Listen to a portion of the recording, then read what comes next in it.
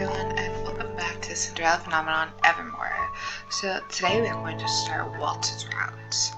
We're going to go for his best route first, and then I'll put up his good route and show you like the different responses, because what I found out from playing the other three routes is that there are different responses which lead to different scenarios. I guess just like most automatic games. Yeah, so I think for this one I will not be doing any sort of fancy voices for this set and trying to do a fancy voice because I just get it. Like, honestly, I'm terrible about that stuff. Anyway, enough rambling. Let's get started. After you've made the choice, watch out for the right choice indicator. Yeah, I have this turned off. Good things come to those who wait until midnight. Heck yeah, they do.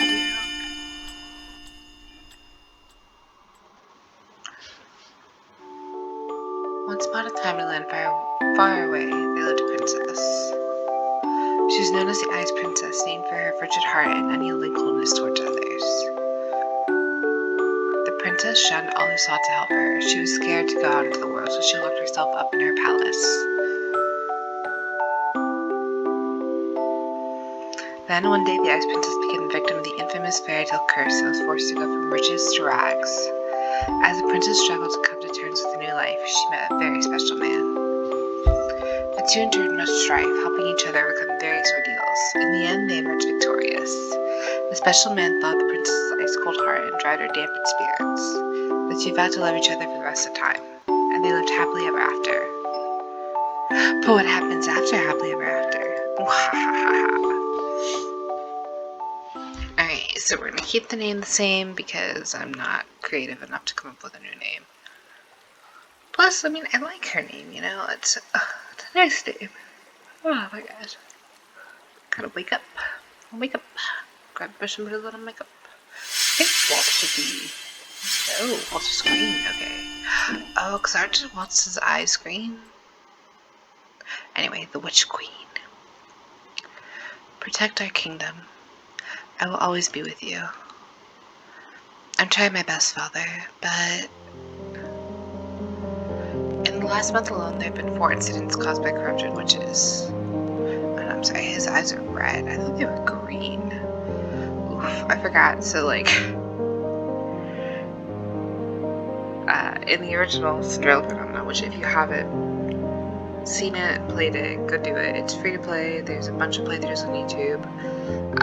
So I believe Waltz and Fritz's endings, if I remember correctly, were both pretty dark. I think Fritz's was like the darkest. But Waltz's ending did also make me cry. So let's get back into this. 4 and the month isn't even over yet. I groan as I sift through the documents in front of me. After so many hours looking through them, the words begin to blur together. It has been 3 hours since I convened in here with Laura and Waltz to discuss the magic-related incidents around AGL. We've heard testimonies from various witches. There can be no mistaking what we've been told. Witches corrupted by the Tenebrum have been wreaking magical havoc in MGL.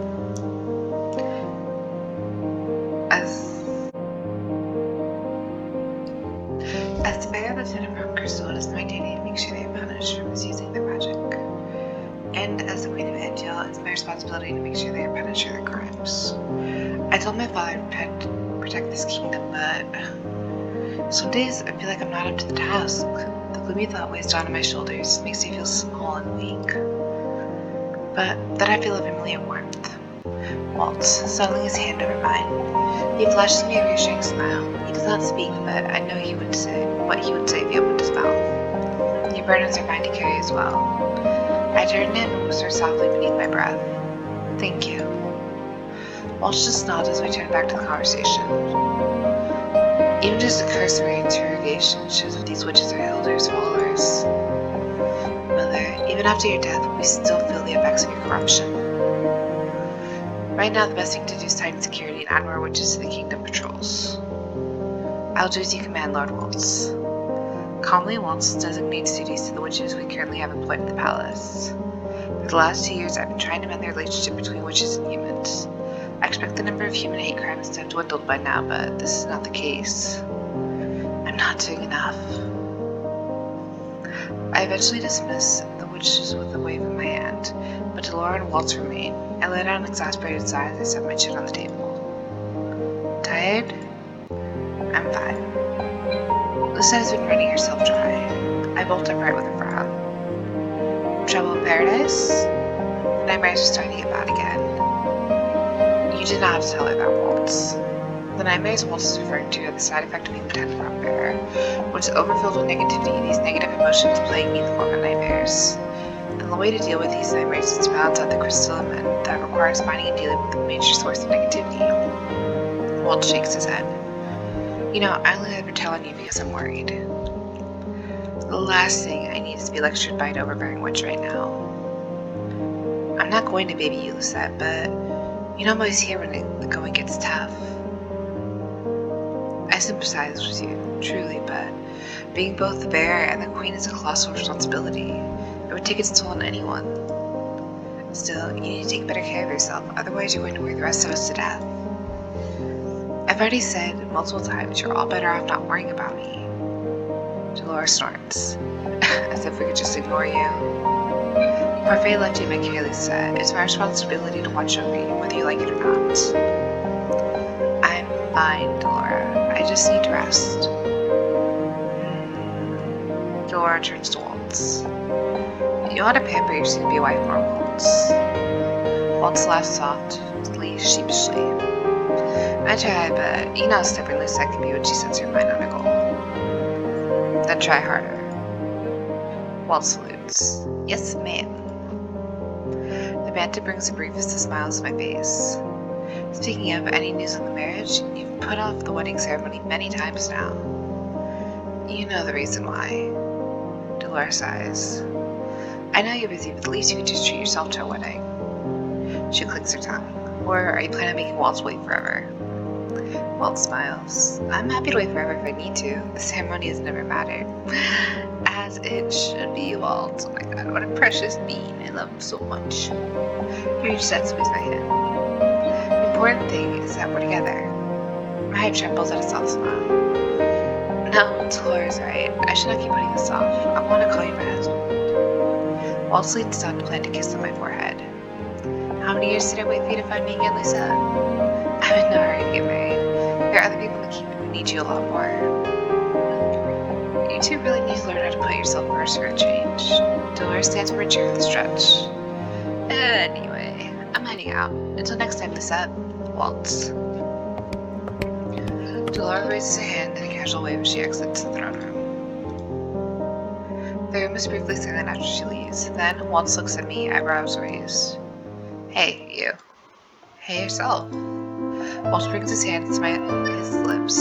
Waltz brings my hand to his lips and lightly presses a kiss to my knuckles. I was really confused. Like, why would he bring his hands to his own lips and kiss it? Dolores right, you know. You really need to take better care of yourself. I do take care of myself. You do the bare minimum. You barely let me spoil you anymore. You spoil me all the time. Not nearly as much as I'd like.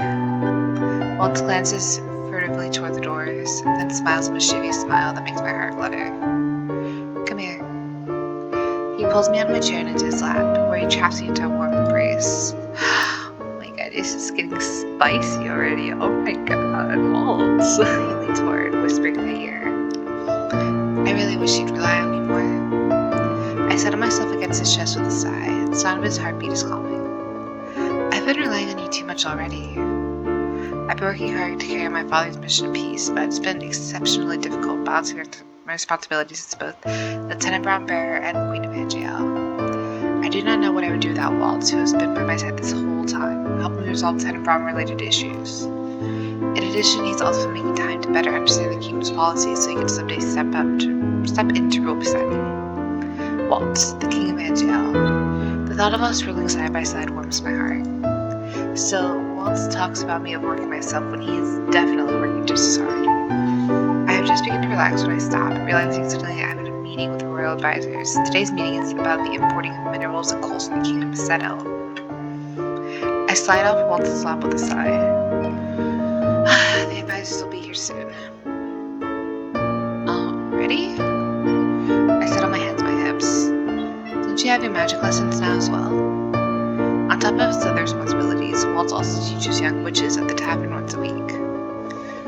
You're right. You see, I'm not the only one who's busy all the time. Great minds stress alike, I guess. Hey, I must start using that now. He shakes his head. I feel like I barely get to have you to myself these days. I can't help it. The past few months have been very busy. Waltz rises to his feet. How long will this meeting run? I can wait up for you tonight. Maybe we can relax with some tea? I hesitate. The last time I told Waltz to wait up for me, I worked until morning and he was sleepless. Since we now share the same bedroom, he often loses sleep because of me, but I miss spending time with him alone. Perhaps I can wrap things up early today. So long as you don't mind. Waltz cups my cheeks. Briefly, he presses his forehead to mine. I never mind. If I take too long, Waltz presses his finger to my lips. No disclaimers. I will wait for you. Aww. Waltz is so precious. Thank you, Waltz. I plant a quick kiss on his lips. I'll see you later, Waltz. See you later, little star. Waltz flashes one last smile before leaving the throne room. Hours later, I find myself trailing advisors and walking through the town to visit the stalls of traveling merchants. And here, I thought we'd just be having a quick conversation in the throne room. I'm sorry, Waltz. It looks like I'll be staying out late today. A new type of coal? Yes, Your Majesty. Apparently, the neighboring kingdom of Settle recently discovered a new type of magic-infused coal that gives off an impressive amount of energy. It's also safe for the environment. Truth be told, we have had less interactions with Settle than we ever do with Frontier. The kingdom's more difficult to reach, so our merchants' nobility have not done much business with them. But it would be foolish to turn away from this opportunity to expand our trading with Settle now. They call it Rasset coal. I'm so sorry. I believe it would be beneficial to import it to NGL. The downside, naturally, is that its recently discovered coal is extremely expensive. Still, I think the benefits outweigh the cons. They say the coal can burn all night. Our own coal can last several hours. The Rasset coal may be expensive, but it will cut down on consumption. Maybe even have it. So, in the end, we'll be spending around the same amount for a more efficient energy source? Precisely. I think it would behoove Her Majesty to see the impact of this coal with her own eyes. But of course, I've already ordered a few samples. May I ask permission to speak, Your Majesty? I'm surprised one of the knights guarding the room raises his voice in question. Permission granted. I was in town yesterday and chanced upon a merchant from Cedar showcasing samples of the coal. What a marvelous coincidence. A convenient coincidence. Then, let us go take a look at the sample. Are you sure, Your Majesty? It's getting dark. But we must make haste before they close their shop for the day. The advisors look bewildered. But, Your Majesty, it would be no problem at all to have the samples delivered. Our delivery would be much more simpler than an excursion into town, surely. I know they must be thinking there's no reason for us to go out of our way for this simple errand. No doubt, they are used to service for treating things for them. It's fun. I would like fresh air. The advisors look disgruntled, but neither of them complains. They're here to make an argument, after all. For them to discuss their preference would be hardly in their favor. Besides, the last thing I need is for the discussion to carry on until tomorrow. It's about timeliness, of course, but even more than that, I really need some fresh air. It's been a long time since I set foot outside the palace. We find the merchant selling the coal quickly enough. When he hears our visit, he clears the stall early and leads us to his inn room instead, where we can find the better demonstration of the burning effects of the coal. I'm amazed by the lack of ashes at the demonstration. In the end, I decided to take a chance at the coal, starting first with a small order. Perhaps it will help us save gold in the future. As soon as you send the documents, please pass them on to me for processing, Your Majesty. I shall. The advisors bow and take their leave. I wonder how quickly I can sign all of these. Shall we go, Your Majesty? I allow the knight to lead me back to my carriage. Wait! I turn on my heels and jump to see Waltz approaching. He stops in front of us. Sir Waltz. You may leave. I'll escort the queen to the palace. The knights look at me uncertain. I shake off my surprise and nod. Yes, you are dismissed early. As you wish, Your Majesty. The knights depart with the carriage. When we are alone, I turn to Waltz. What are you doing here? Well, you told me to wait for you, but then I overheard you were coming to town. I figured I may as well come pick you up myself. It allows us to spend more time together. Waltz, you didn't have to come all this way. I wanted to. He eyes the papers in my hand. I also came to tell you your work is done for today. But, no buts. Please allow me to be selfish just this once. You? Selfish? Never. I'm glad you think so. That means you won't complain about going somewhere with me right now, right? Oh, and where would this be? I guess you'll just have to follow me and see. Okay, Waltz, I will leave wherever you want, dude. Waltz winks as he takes my hand and leads me away. I'm surprised when Waltz leads me through the forest to a thicket. Oh my gosh, guys. I feel like I'm kind of getting sick again. Like my throat has been like clogged, so I apologize if you just hear me randomly clearing my throat throughout this. I don't think this is too much longer for this one, but yeah, just apologies in advance. They get close to the margin. I recognize the place immediately. This is where we used to practice magic together. You remembered, and do you remember this? Waltz snaps his fingers. Golden orbs of light spring to light. I think it's supposed to be golden orbs of light spring to life in the darkness, fluttering like fireflies? Yeah, I'm not exactly sure where they were trying to go here. Golden orbs of life spring to life in the darkness, fluttering like fireflies? Maybe, I'm not sure. A memory surfaces, warming my cheeks. This is where we first kissed. Waltz laughs. I can't put into words how happy I was that night, Lucette. I've been holding on to the hope we'd be able to pave a future together. Aww. And that was the first time I knew for certain you felt the same way. That kiss, it meant the world to me. He steps closer. You mean the world to me, little star. He leans down to kiss me, a soft, gentle kiss that makes electricity shoot through my veins. Afterwards, he pushes a strand of hair away from my face and puts another kiss on my forehead. This is better than sharing tea and biscuits, I think. Yeah, it is way better. What do you mean? I wrap my arms around his waist and lean my head into his chest. Waltz hugs me back, setting his chin on my head. I agree. I can forget that I'm a queen. Out here alone with Waltz, I forget that I'm the Tenenbaum bearer. The two of us can be as we were before, just two people in love. I breathe in a scent, the smell of pine and leaves, and sigh. For just a little longer, I want to stay like this.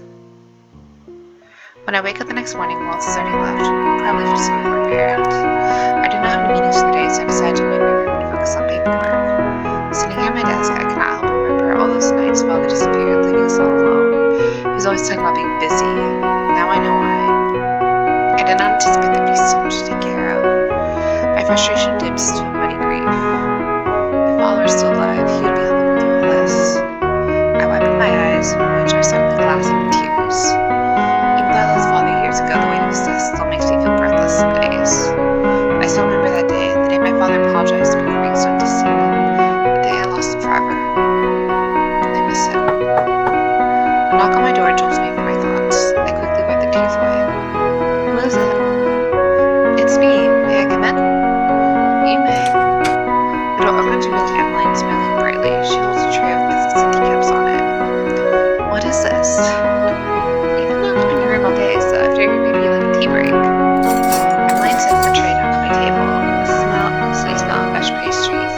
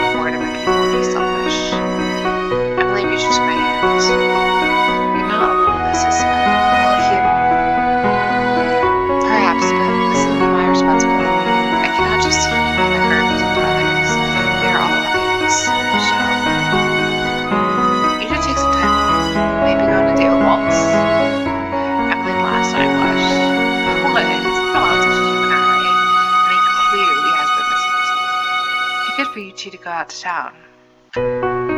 Maybe. Emily smiles. You have no meetings, right? Then you should take today off. I lean back in my chair with a sigh. Fine, if you insist. We chat a little more of our tea before parting ways. Emily to the kitchens and I to search for Waltz.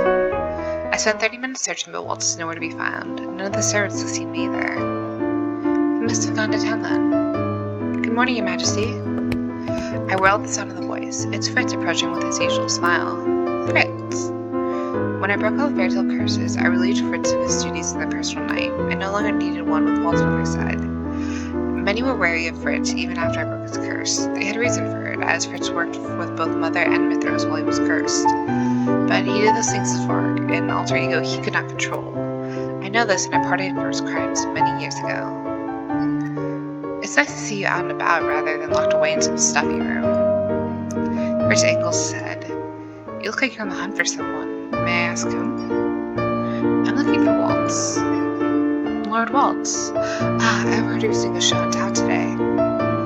Then today is puppet show day. Thank you. Are you going out? Should I arrange an escort for you? There's no need. I like to think no one would be foolish enough to try and attack the Tenenbaum bearer. I am still queen, of course, and more often than not, I will allow an escort for royal business, but it's nice I don't have to worry about such things for casual outings. Fritz chuckles.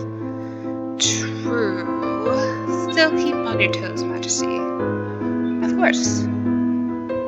Sure enough, I find Waltz in the plaza, crouched behind a makeshift booth and telling a story with his puppets. He does not even look in my direction when I arrive. He seems preoccupied. There's no point in sitting here doing nothing. I may as well walk around town. I glance one more time at the group of smiling, laughing children. Waltz always managed to put a smile on their faces. I wonder if there's anything I can do to make their day even better for them. I am thoughtful as I begin my stroll. I'm greeted by townspeople people as I walk through the town plaza sampling various foods. It's been a long time since I've treated myself like this. Waltz and I used to visit these stalls frequently, and he'd buy me his favorite treats. These candied apples have always been my favorite, though.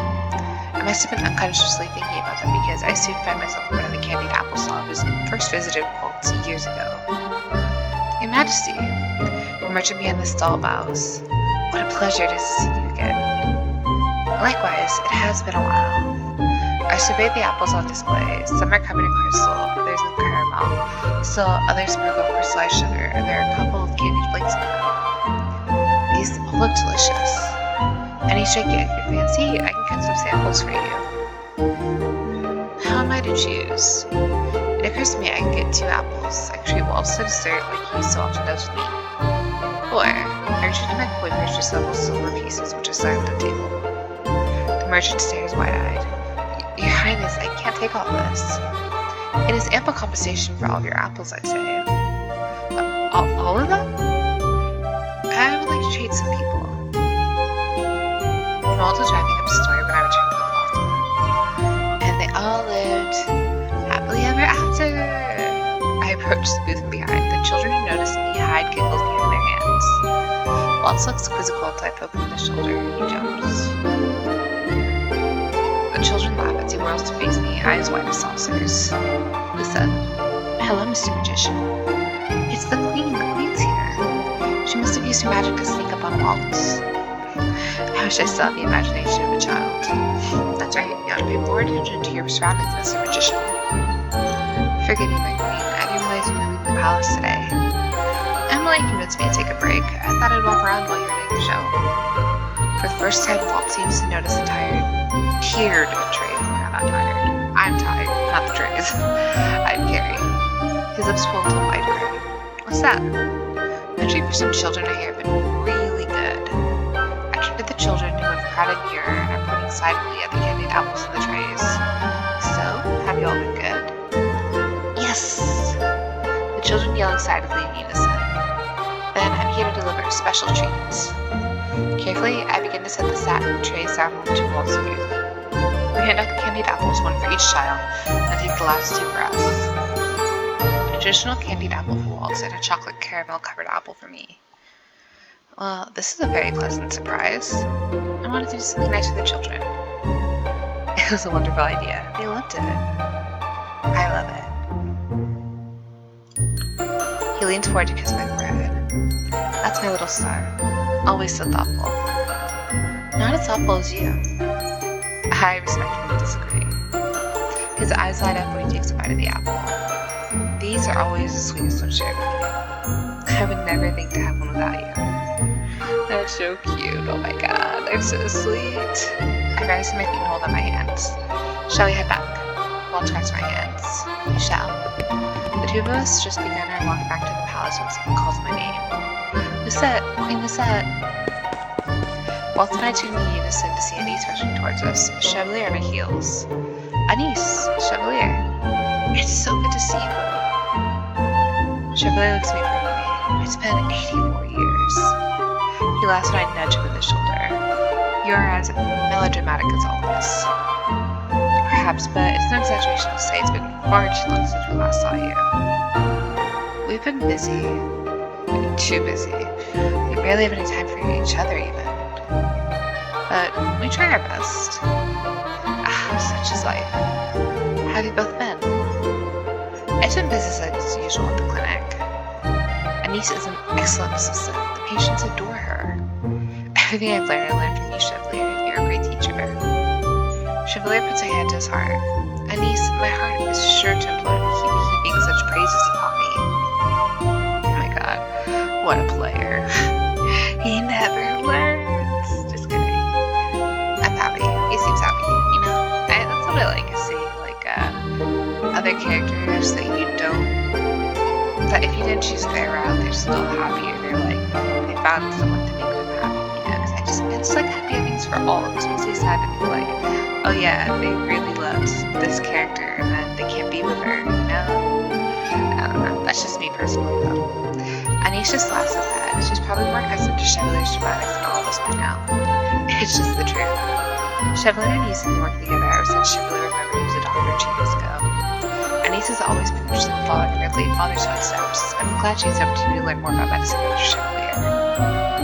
You know what else is an undeniable truth? He smiles at me.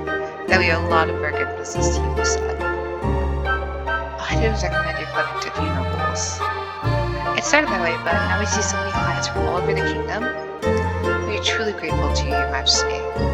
You know it's my pleasure. I Chevalier critically. You are accepting their coin, yes. Anise told me before that Chevalier has a bad habit of refusing compensation for his work. Don't worry, I'm actually to use payments. All of it. And the clients themselves are quite pushy. As they should be. You're providing a service and should be paid for it. Sage wisdom from Waltz the Big. To this day, I'm still completely confused by that nickname. Yeah, okay, sure, you're confused. Chevalier, oh, yes. Chevalier smiles brightly.